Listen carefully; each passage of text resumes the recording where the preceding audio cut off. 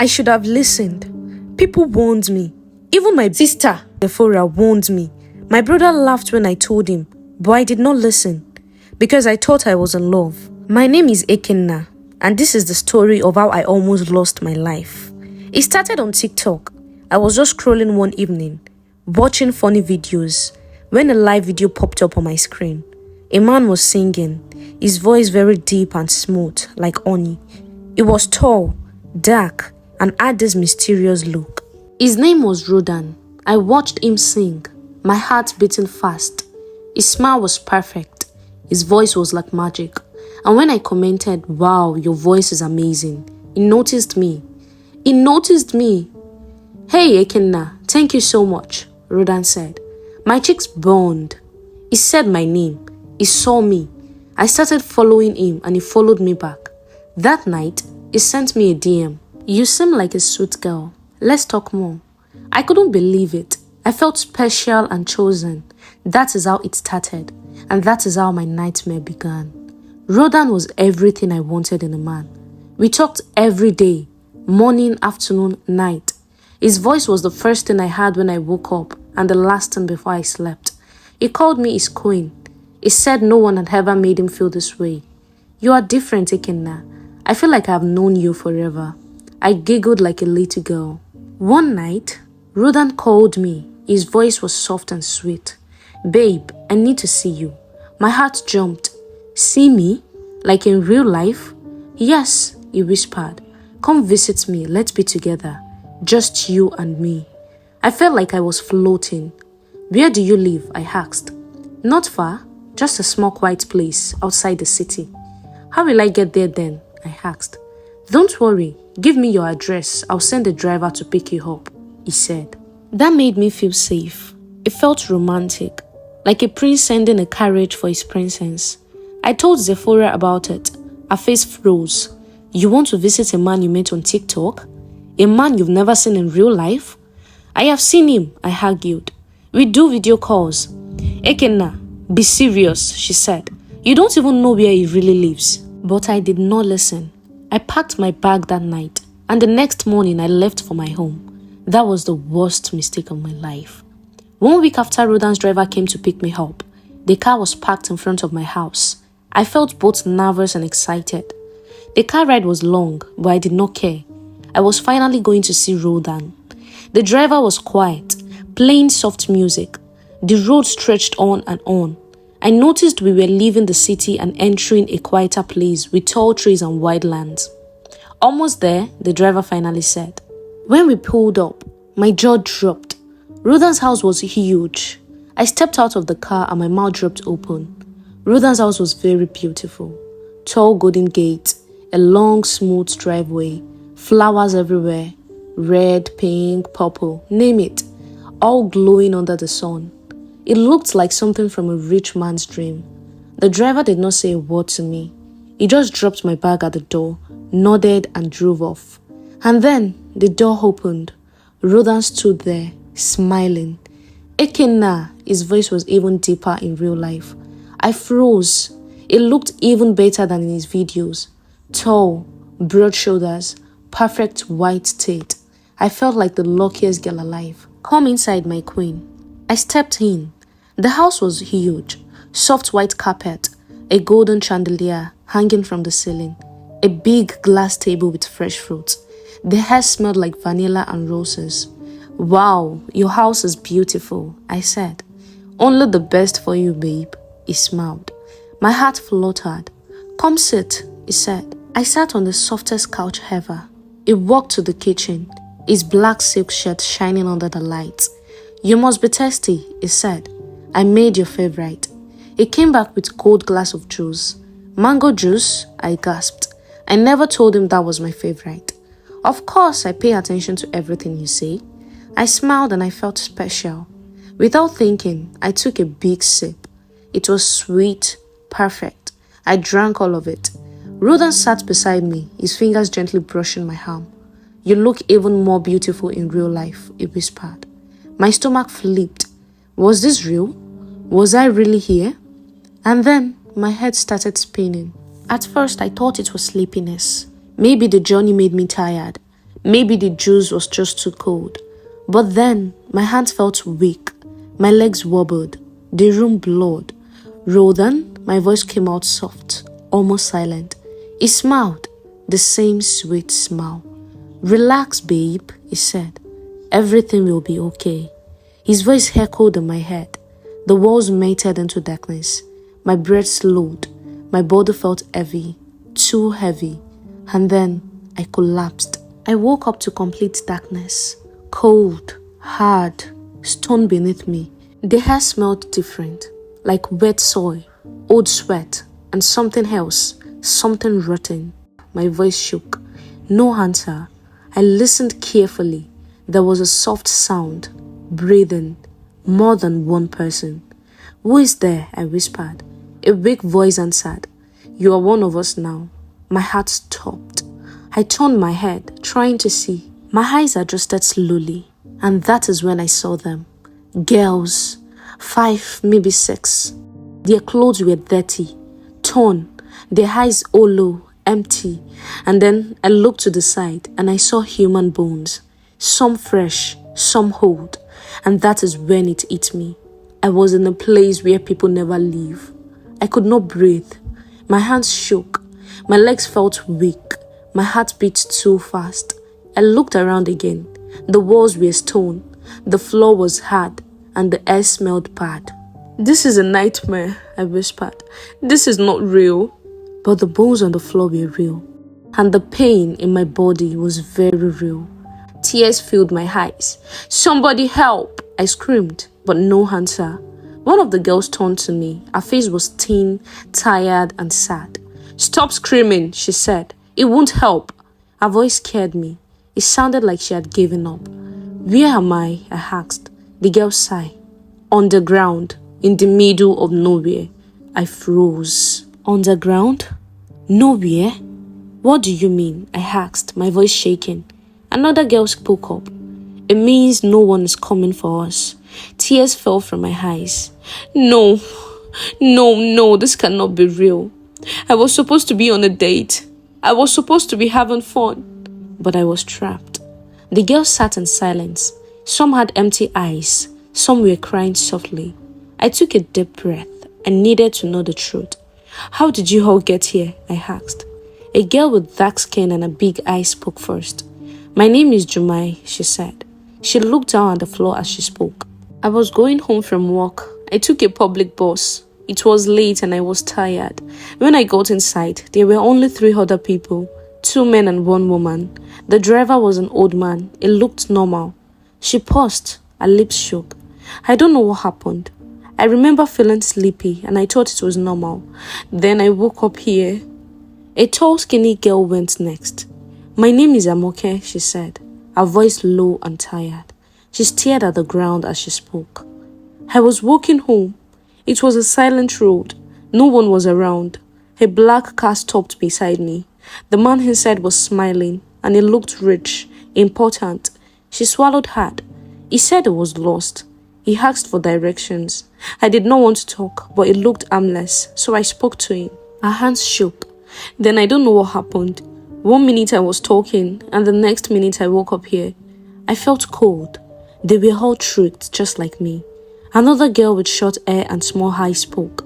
"For me, it was the same as you," she said, looking at me. My chest tightened. "I met him online," she whispered. "He talked sweet. He called me beautiful. He said he wanted to take care of me." Tears fell from my eyes. "When I came to see him, he gave me juice. I drank it and I woke up here." I stopped breathing for a second. She was me. Her story was mine. I looked around the dark room.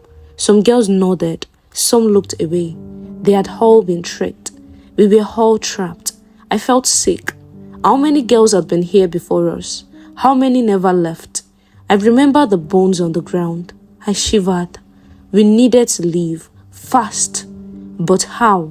I felt my chest tighten. The hole in the ground was full of bones. Some were small, some were big, but they all looked the same. Lifeless. "How long have you been here?" I asked the girls. One girl, thin and weak, whispered, 2 weeks. Another one with swollen eyes said, "I don't know, maybe a month." My hand shook. This was real. This was not a dream. I thought about the man, the one I trusted, the one I called my boyfriend. "He brought you all here?" I asked. Amoke nodded. "Him and others." Others? So he was not walking alone. I felt sick. "What do they do with the girls?" I asked, even though I already knew the answer. One girl, her face covered in bruises, whispered, "Some never come back." I closed my eyes. I wanted to cry. I wanted to scream, but crying would not save me. Screaming would not help. I needed to think. I needed to get out. There has to be a way to escape, I said. Silence. No one said anything. No one believed we could leave. But I refused to die here. I refused to become bones in a hole. I clenched my fists. "I am getting out," I said. I sat in the dark. My hands were tied. My heart was beating too fast. Then I heard a sound. A scream. It was sharp, loud, then gone. I turned to the girl next to me. "What was that?" I whispered. She did not look at me. She just said, "Another one." I felt cold. Then I heard footsteps. The door above opened. Light came in. I saw shadows and big men. They were dragging something. No, it was someone. A girl. She was not moving. My hands were shaking. My stomach hot. One of the men laughed. Too weak. She did not last. Then they threw her. Her body hit the ground hard, right next to me. I gasped. Her eyes were open, but she did not see me. She was gone. I wanted to scream. I wanted to cry, but I could not. I just stared at her. She was just like me, and now she was gone. I knew if I did not escape, I would be next. I could not stop looking at the girl. I did not even know her name. Tears filled my eyes. This place was bad, very bad. I had to leave. But how? The other girls sat in silence. No one looked at the girl on the floor. They were too scared. They had given up, but I would not. I turned to a girl with short hair. "How do they take girls out?" I whispered. She shook her head. "We don't know. The men come, they take one, then the girl never comes back." I felt sick. "Has anyone tried to run?" I asked. The girl with big eyes looked at me. There are no doors. Far away, my family was waiting for me. They did not know where I was. They were worried. My sister Zephora checked her phone every second. She called me again and again, but no answer. She told my parents, "Ekena is not picking up. I am scared." My mom's hand started shaking. Maybe her phone is dead, but my dad's face was serious. Something is wrong. Zephora tried to think. She told me where she was going. She grabbed her phone and checked her messages. She found the address I had sent her. This is where she went. My dad grabbed the car keys. "Let's go." They drove fast. My mom was praying. When they reached the address, they stopped. It was not a house. It was an empty place. No buildings, no people, nothing. Zephora's hand started shaking. "This is wrong." She told me this is the place. My dad's face turned white. She had been tricked. My family went to the police. "Our daughter is missing." The police did not look worried. "She's probably with a boyfriend." My mom's eyes filled with tears. "No, she was taken." The officer sighed. "Maybe she ran away." Zephora shouted, "She did not run away. Someone took her." The officer leaned back. Young girls these days, always running after men. My dad hit the table. "We need help now." The officer shook his head. "Come back in 24 hours. If she's still missing, we will check." They did not care. They did not listen. My family was alone. So they went online. They posted my picture. "Our sister is missing. Please help us find her." Some people shared it, but some people laughed. "She's with a man. She'll come back. Hookup gone wrong. She did this to herself." My sister screamed at the comments. "Why don't they care?" But some people did care. Some people started asking questions. Some people started looking. And that was the beginning of the truth coming out. Back in the underground, I could not sleep. The dead girl was still next to me. I felt sick. I felt scared. But I could not stay scared. If I stayed here, I would end up like her. I had to escape. I turned to the girl next to me. "We need to get out." She shook her head. "There is no way." I looked around. Stone walls, no doors. But there had to be a way. The air smelled weird. wet, muddy. I took a deep breath, then I felt it. A small wind, a cold breeze. I turned my head. There is a hole somewhere, I whispered. Hair is coming in. The girls stared at me. They did not believe me, but I was sure. If air is coming in, then there is a way out, and I was going to find it. I turned my head, trying to find where it was coming from. There is hair, I whispered. It is coming from somewhere. Jemai, the girl next to me, looked up. What? I closed my eyes and focused. The hair was not coming from above. It was coming from the side. I shuffled closer to the wall, pressing my fingers against the rough stone. Then I felt it, a small crack. My heart started racing. There was something behind this wall. I turned to the girls. There is a way out. Some of them looked at me with tired eyes. Amoke sighed. There is no way out. We have tried. I shook my head. Not this way. Not this crack. Feel it. Jumai crawled closer, pressing her fingers against the wall. Her eyes widened. She is right. The crack was small, but it was real. We had no tools, no knives, no sticks, only our hands. I didn't care if my fingers bled. I started pulling at the loose stones. Jumai joined me, then another girl, then another. We walked in silence, only stopping when we heard footsteps above us. We had to be fast. I whispered, if they find out, they will kill us. No one needed to be told twice. We kept digging. Hours passed. Our hands were raw, but the hole was getting bigger. One girl, her name was Bisi, sat in the corner. She watched us but did not move. I turned to her. Help us. She shook her head. It won't work. They always find us. I felt my heart break. We can't just wait to die, I said. She did not answer. She just stared at the bones on the floor. Bisi had been here the longest. She had seen too many girls disappear. I wanted to pull her up, force her to move, but I could not. Some people lose hope. I just prayed I wouldn't be one of them. We walked all night. The hole was big enough for a hand to fit through. I reached in. I felt cold air. We were close. Then, boom, heavy boots above us. The men were coming. Cover the hole, I whispered. Jumai and Amoke grabbed that, covering our work. The trapdoor above us creaked open. Light poured in. A man climbed down. His face was hard, cold. He pointed at a girl. You, come. She started crying. Please, no. He grabbed her by the arm and dragged her up. The trapdoor shut. Our screams echoed. Then silence. I closed my eyes. We had to move faster. The next night, we dug harder. The hole was getting bigger. I pushed my arm through. I felt dirt. I pushed further. Then I felt grass. My heart pounded. We are outside. The girl stopped breathing. Are you sure? Amoke whispered. I grabbed the stone and threw it through the hole. We waited. No sound of walls. No sound of metal. It hit soft earth. The hole led outside. We had done it. Jumai started crawling through the hole first. Then Amoke. I turned to Bisi. Come. She shook her head. I can't.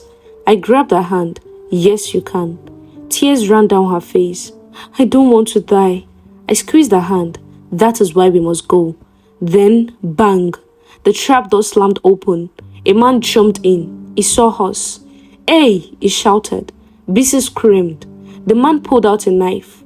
Jumai was almost out. Amoke was halfway through. But Bisi, she turned to me. Go. I didn't want to leave her, but I had no choice. She ran toward the man, fighting him, screaming. She gave us time. And in that moment, I knew she wasn't trying to escape. She had given up, but she wanted us to live. She made the sacrifice, and I ran. I crawled through the hole. My body hit grass. I was outside. Cold air hit my face. Jumai and Amoke pulled me up. We looked back at the hole. Bisi was gone. The men were coming. We had no time to cry. We had to run. Dark trees surrounded us. The ground was wet. We ran through bushes, cutting our skin on thorns. We ran. The night was cold. The wind sharp against my face. The legs were weak. My feet bleeding, but I did not stop. Behind us, I could hear the men shouting. Find them, one of them yelled. They can't be that far. My heart pounded. If they caught us, we would never leave that place alive. Jumai was breathing hard. They are coming. Amoke pulled my hand. Faster! We ran through thick bushes, thorns tearing at our skin. My lungs burned, but I did not care. I just wanted to leave. Then suddenly, silence. No more footsteps behind us. No more shouting. We kept running, but something felt strange. Amoke whispered, I think they lost us.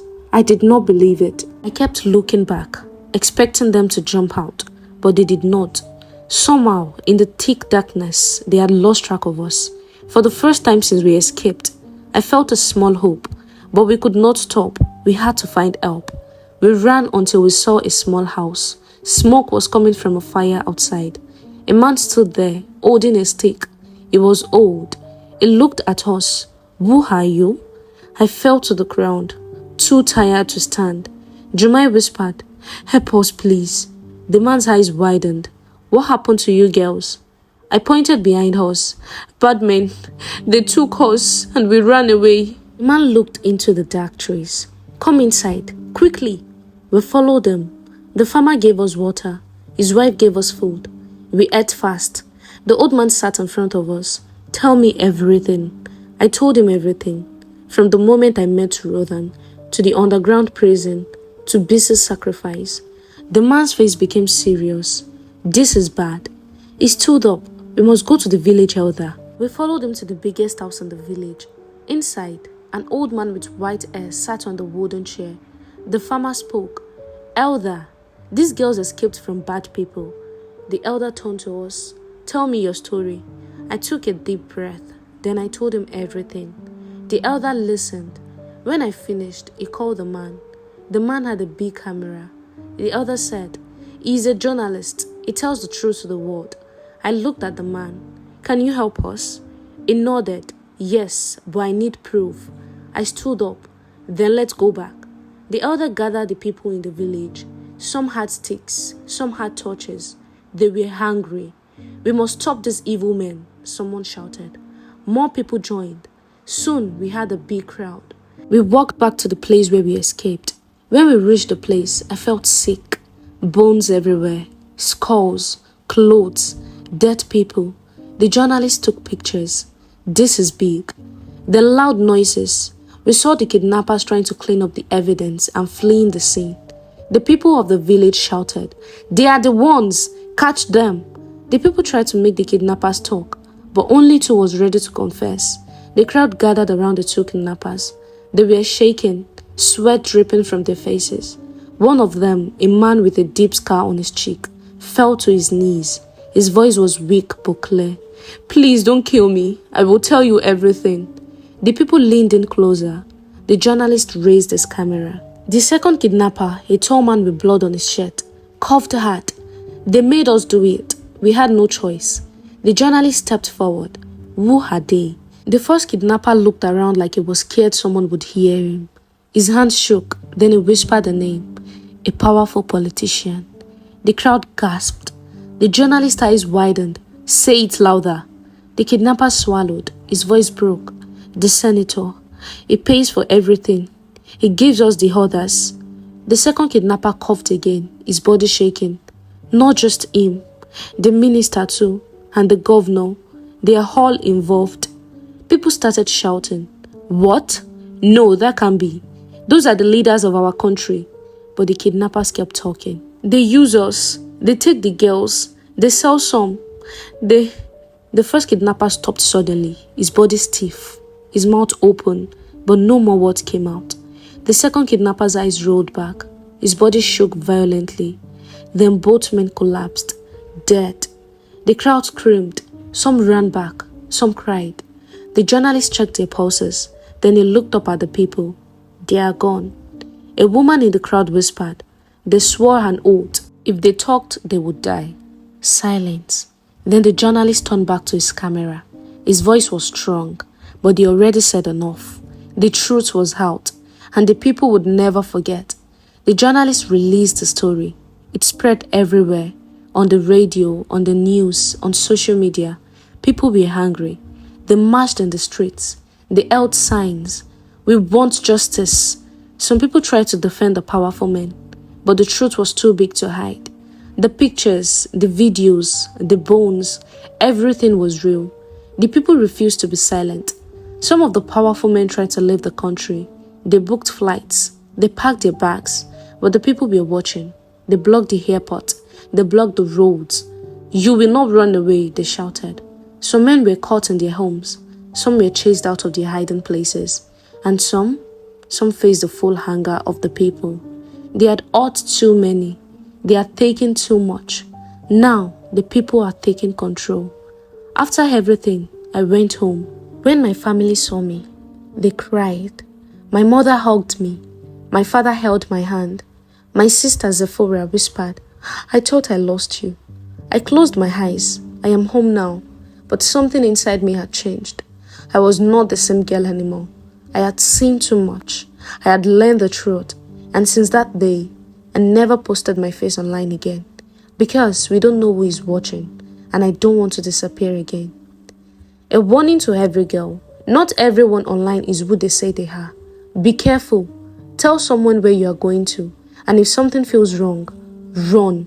If you enjoyed the story, like, share, and subscribe for more amazing stories.